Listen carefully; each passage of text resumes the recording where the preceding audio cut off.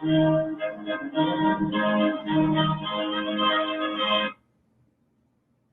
day, and welcome to the Precipio Shareholder First Quarter 2021 Shareholder Update Conference Call.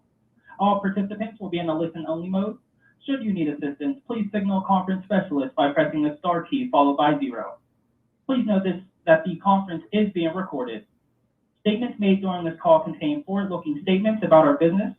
You should not place undue reliance on forward-looking statements, as these statements are based upon our current expectations, forecasts, and assumptions, and are subject to significant risk and uncertainty.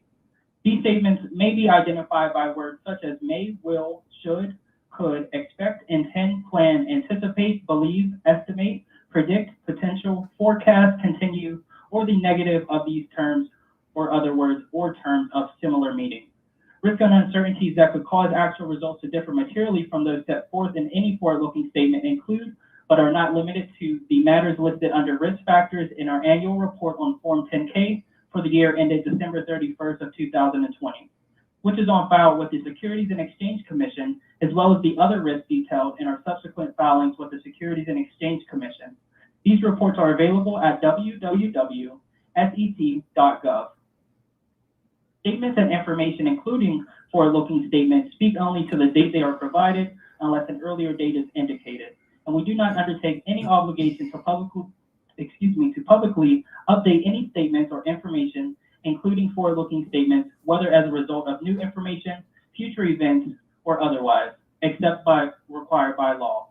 Now let me hand the call over to Ilan Danieli, Precipio's CEO. Please go ahead, sir. Thank you very much. Good afternoon, everyone. Thanks for joining our Q1 2021 shareholder call. On this call, I'll provide a recap of our Q1 activity and an update on the progress our company has made since the start of the year and our thoughts going forward to 2021. Let's start with pathology services. Following the doubling of our annual revenue in 2020 from the previous year, Q1 shows continued growth with an increase of approximately 50% in Q1 2021 revenues over the same period last year in 2020, from 1.2 million to 1.8 million. We've also seen an increase in the number of patient cases received of approximately 70% in Q1 2021 over the same period in 2020. Now let me give you some color behind those numbers. Although the situation regarding the pandemic appears to be easing up in several regions, many of our existing customers, and certainly potential new customers, have maintained their policy of not allowing visits by sales teams, which continues to make it challenging to both maintain these existing relationships and create new ones. Within that context, our team's ability to continue to grow our revenues is a testament to its ability to deliver our value proposition to our customers. So what are the key drivers that enable us to continue achieving this growth? There are several factors I'd like to highlight for you today. First and foremost, we have a dedicated team that believes in our vision and delivers that message to our customers every day. Among our sales team, we have cancer survivors. We have people who have experienced the tragedy of misdiagnosis and how it can derail a patient's battle against cancer. To borrow from one of my favorite speakers, the talented Simon Sinek, this is our why. This is the reason we get up to work every day. That passion resonates throughout the team, and its power is felt by our customers. Hence, we have a strongly differentiated value proposition. While other labs compete for price, cost, and speed of results, we focus on accuracy. We believe that at the end of the day, the only thing that matters when we're delivering a diagnosis is to get it right. That's our duty to the patient, and that's why our company exists. In our field, our mistake is made in approximately 1 in 5 patients. We've achieved about 99% accuracy. Unfortunately, we have a terrific lab and operations team that enables us to deliver that level of accuracy without compromising on other factors of cost and speed of results. So our customers get the best of both worlds. The third aspect of our success is the value we create for our customers and physicians.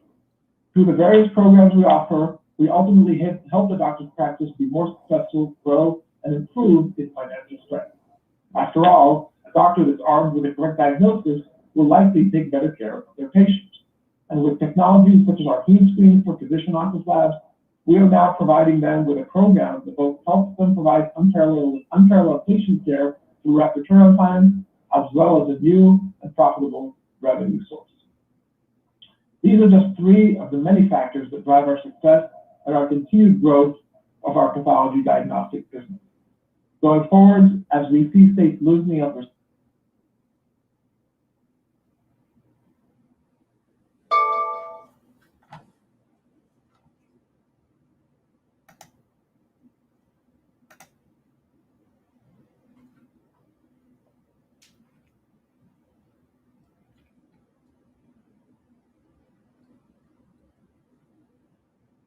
Not sure why they just cut my conference call off, but let me try to sign in again.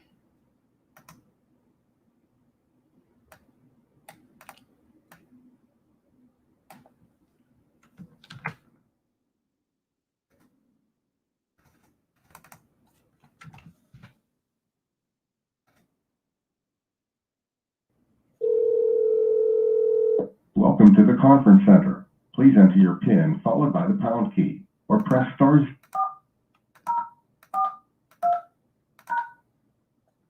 Welcome to the conference center. Please enter your PIN followed by the pound key or press *0 for operator assistance.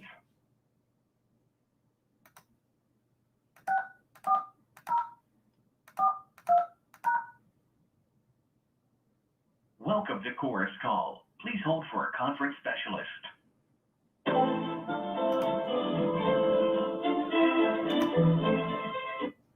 Welcome to Chorus Call. Please hold for a conference specialist. Chorus Call, what conference would you like? Yes, I'm trying to get into Precipio's conference call. Sure. May I have your name? James Mason. Mason? Yes, ma'am. And are you a private investor? Yes, I am. Okay, I'm going to join you in. All right, thank you. You're welcome. is large commercial laboratories. Although we've experienced the challenges, hurdles, and the lengthy timeline it takes to introduce and incorporate the technology into a large laboratory, we believe HemeScreen presents an opportunity to deliver value to that segment as well. We will be exploring this market, which comprises of approximately 25 large laboratories in the U.S., and we hope to see some success in that field as well. The third segment is the international market. Now that we've seen the initial success in the adoption of HemeScreen domestically, in the latter part of this year, we intend to begin exploring the potential of expanding our offering internationally. After all, presumably, most, if not all, laboratories worldwide face the same challenges that U.S. laboratories face. As travel restrictions due to COVID gradually ease, we anticipate that some of the laboratories outside the U.S., which we've been in contact with, will be more open to exploring bringing this valuable technology into their own lab. Our R&D team continues to work on building additional panels and expanding the HemeScreen suite of products to provide solutions to other diseases. The AML panel is an extraordinary product, but it's not the last one, and we are working on a strong pipeline of additional panels, each of them strengthening the overall offering of the HemeScreen product line. We will keep our shareholders updated on these developments and the progress we make and the impact that we expect HemeScreen will have on the market and for our country. Now to IV-Cell. We face many challenges in bringing IV-Cell to market, but none of those uphill battles have discouraged us, nor have they reduced our belief in the value of the technology. We believe that the main roadblock has been a sales process issue. It is not a market need issue, nor is it a technology or a product performance issue. I believe that this year, our persistence will finally bear some fruit. From late last year, we've been working with several laboratories, both in the U.S. and overseas, to introduce IV-Cell and have them bring it on board. This is not an easy sell in a normal environment. And while I hate to use pandemic as an excuse, the reality is it's a sale that does require face-to-face interaction, and we've been extremely limited with that. Furthermore, some of the laboratories we've been working with have experienced either staff shortage or staff turnover. The reason this inhibits our sales process is that these sort of exploratory evaluations of new technologies always take a backseat to the day-to-day patient samples within the lab, as they should. Unfortunately, this means that an internal project of evaluating IV-Cell by a new lab oftentimes gets pushed to the back burner until the lab can refocus on. The combination of inaccessibility due to the pandemic, plus the lack of focus in laboratories, Hey, heads up. internal operational issues, Predictive oncology has just made the dropped. sales process slow and difficult, but not impossible. I think an We remain 8K filing. optimistic as to the potential of IV-Cell The first sale is always the toughest one, but I'm confident that we will get there. We will, of course, continue to update our shareholders when we win our first customer. Lastly, let me give you an update on where we stand with our COVID project. For those who haven't heard me say this previously, and I know we have many new shareholders, again, I'd like to emphasize that COVID testing is not our core business. And contrary to other companies in the industry, at no time did we ever abandon our core business to refocus on COVID testing. However, we were delighted to reach a major milestone accomplishment a couple weeks ago by getting approval to offer Unitas' COVID antibody rapid test of the largest retail platform in the world, Amazon. This is a complex undertaking that involves overcoming business and regulatory hurdles, and we've been working on this for quite a while. So we were delighted to finally be able to announce it publicly, and it was certainly nice to see the strong market response.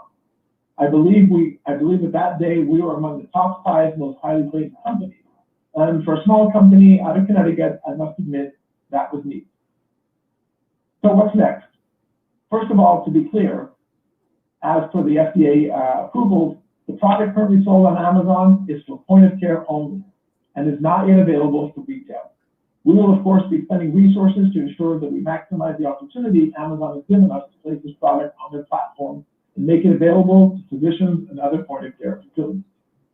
As we've stated in the past, we believe that the true value of this product is the ability for anyone to test themselves within the comfort and safety of their home.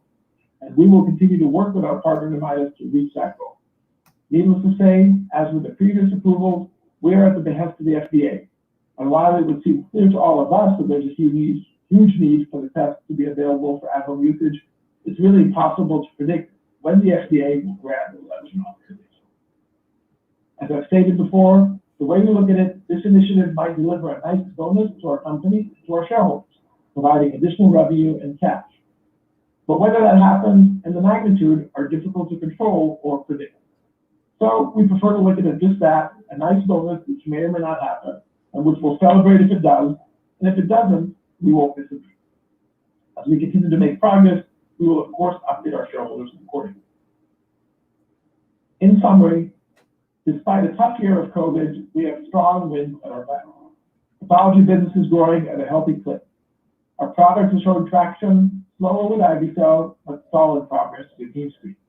We continue to invest resources into the highest growth, revenue, and profit potential areas of the company, and I feel fortunate that we have several of these areas. Rather than putting all our eggs in one basket, we believe in diversifying risk and creating alternative avenues for the company's success. Fortunately, we've managed to do that while remaining true to our vision of battling cancer and misdiagnosis.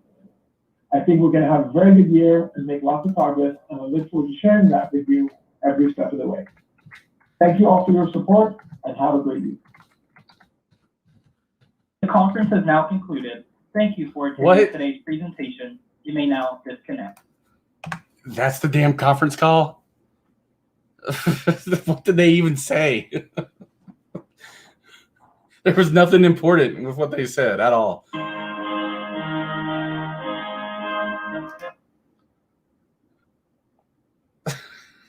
Jesus. I can't believe I wasted all that time. Like, they didn't even say anything important.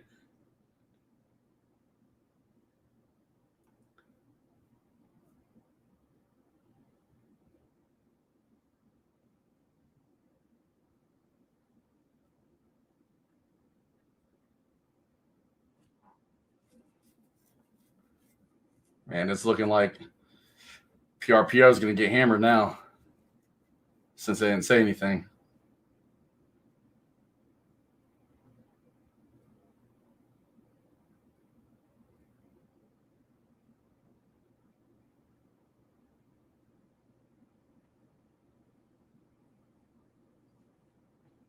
I should call that lady back with how she asked me, "Are you a proud Precipio investor?"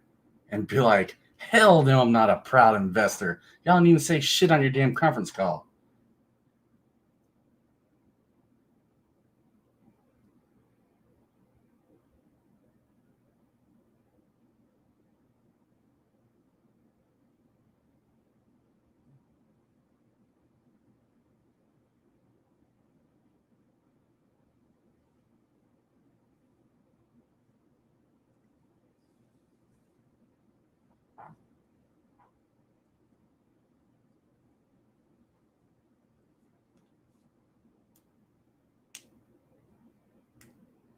I was actually surprised when that operator picked up. I wasn't expecting that, because usually you just call into a conference call, dial in your PIN, and you go right into the call.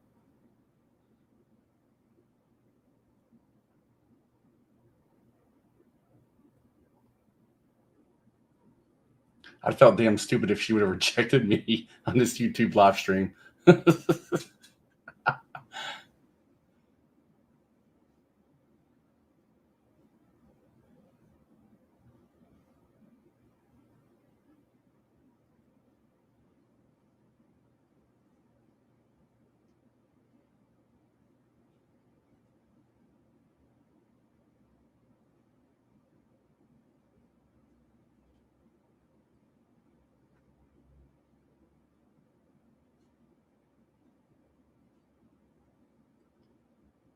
Giovanni, I ain't calling her back up.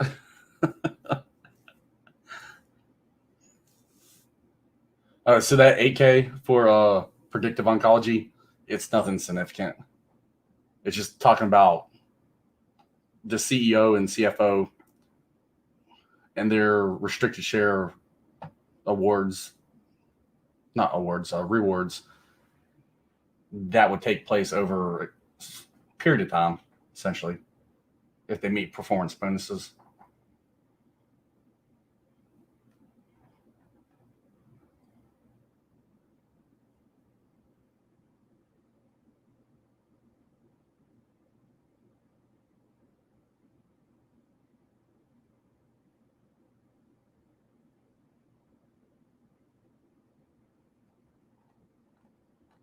Well,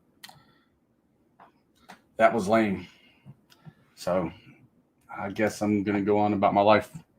So I appreciate y'all tuning in and wasting time with me. I will catch y'all later.